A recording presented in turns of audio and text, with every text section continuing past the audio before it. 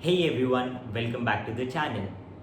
Whether you are dreaming of becoming a pilot or you are already in training, there's one essential step that you can't skip. Yes, that is aviation English language proficiency. But what is it exactly and why is it so important and how you can prepare to pass it confidently? In today's video, we'll be breaking it all down. So, as we all know, English is the common language pan-world in the aviation industry. So, this test aims to check whether the person involved in the aviation industry is proficient in English or not. Every pilot throughout his career has to undergo this test at timely intervals. This test aims to minimize the number of accidents and incidents happening in the aviation industry due to communication issues and carry out safe operations. So some of the major accidents which occurred in the past due to communication issues are the Charkhi-Dadri mid-air collision which occurred on 12th of November 1996, Tenerife airport disaster which occurred on 27th March 1972, and the Korean Air Flight 801 which occurred on 6th of August 1997. So AELP is divided into two parts. First is your AELP training and the second one is your AELP test. So firstly we'll talk about what is AELP training. So all the candidates who are pursuing their CPL flight training in India have to undergo this AELP training before they can appear for their AELP test. Whereas all those candidates who have their foreign CPL license issued do not have to undergo this training and they will automatically be issued a ELP level 4 at the time of their DGCA license issuance. So you all must be wondering when you can start your training. So the eligibility criteria is pretty simple. You must have passed your class 10th and 10+2 with English language. You must be 16 years old and have a valid SPL along with all 4 DGC papers cleared, that is your air navigation, aviation meteorology, air regulations and technical general.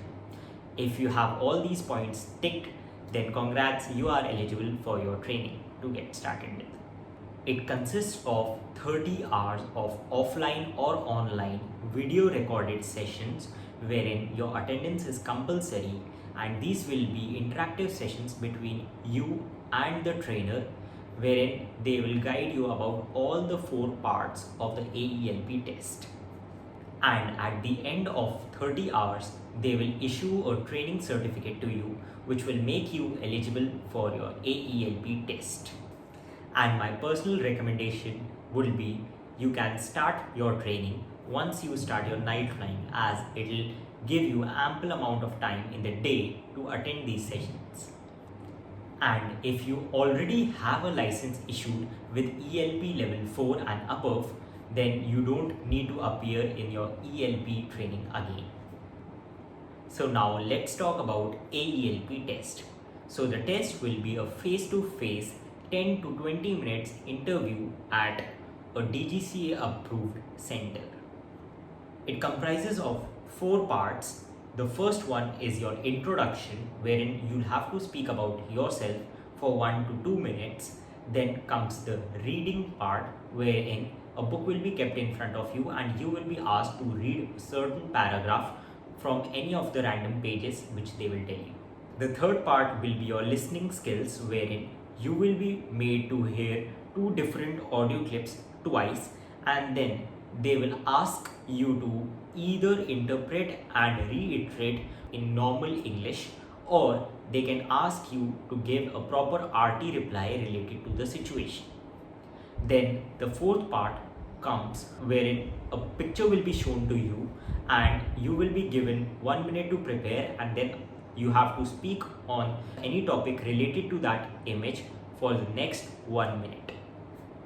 These are all the 4 parts which will be in your AELP test, and the test will be carried out in front of a panel of 3 members, wherein one will be an interlocutor, second will be an operational expert, and the third one will be a language expert. So once your test is completed, the results will be declared on the same day and you will be given a test certificate.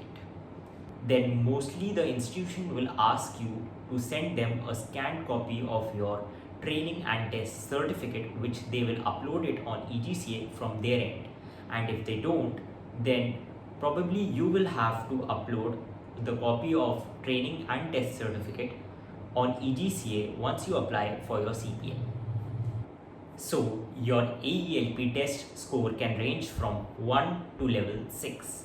1, 2 and 3 are pre-operational, wherein you will have to appear for AELP training again and you cannot apply for your license.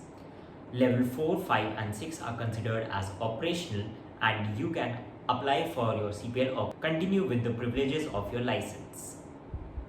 Level 4 is valid for 3 years. That means you have to appear for AELP test again after 3 years. For level 5 it is 6 years and for level 6 it is lifetime. That is, you don't need to apply for AELP test again ever. These timelines will start from the date when you appear for your AELP test. So now let's talk about few myths which are circulating in the market related to ELP. First, you can only apply for ELP once you cross 150 hours of flight training. This is wrong. You can apply for AELP training as soon as you fulfill the eligibility criteria. It does not have to do anything with your flight hours. Second myth. AELP training is valid for 6 months. So you have to apply for AELP test and CPL within this time frame. Well, again, this is a myth. There is no validity for AELP training. You can apply for AELP test and CPL anytime after you complete your training. However, your AELP test has a validity based on your score. Level 4 is valid for 3 years, level 5 is valid for 6 years and level 6 is for lifetime. There is no time foundation apart from this. Third myth. You can never get ELP level 6 in your first attempt. Well, again, this is wrong. It is difficult to get level 6 in your first attempt, but not impossible. There are a lot of candidates who have got level 6 in their first attempt. Chances of getting level 4 and level 5 is more common. Myth number 4. You have to get your ELP training and test done from the same institution. Well, no. You can get your ELP training and test done from different centers. However, if you get it done from the same institution, you will get some discounts. And lastly, I have attached a list of all DGCA approved AELP training and test centers below in the description. You can refer to it and contact these centers for your AELP training and test. So that is all for today's video. I hope you found this video informative, and if you have any queries, feel free to ask them in the comment section below. See you soon. Bye.